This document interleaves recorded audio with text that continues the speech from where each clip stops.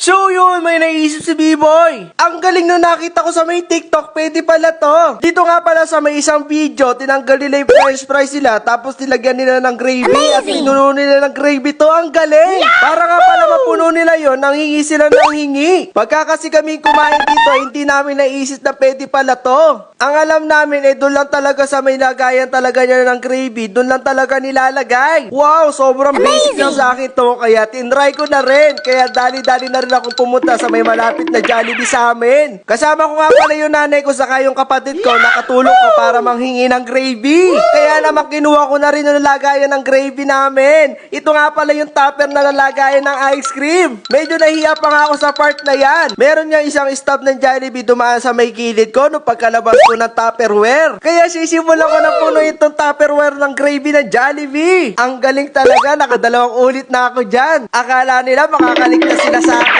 Kaya naman nang ulit ako ng gravy, ang galing diba? Alam niyo ba pagka nag-take out kami rito, dalawang gravy lang binibigay sa amin? Pagka raw nag-add kami ng gravy, may additional bayad daw yun. Kaya ngayon namin susubukan to. Kaya naman nung paghingi ko ng gravy, naubusan sila ng gravy. Naglagay ulit sila. Hindi ko na nga alam kung nakailang beses na akong ulit dyan. Ganito lang pala manghingi at magpuno ng gravy isang Tupperware. Yung nanay ko nga hiyang-hiya na talaga sa akin. Ba't daw paulit-ulit akong humihingi ng gravy? Kaya ang sabi ko sa may nanay ko, pag uwi natin, meron na tayong ulam, meron na tayong sinigang na gravy. Ganito lang pala kadali mga ka-B-Boy, kaya i-try nyo na rin. Napakagaling ko talaga mag-isip mga ka-B-Boy. Kaya pauwi na kami. See you next video. Paalam!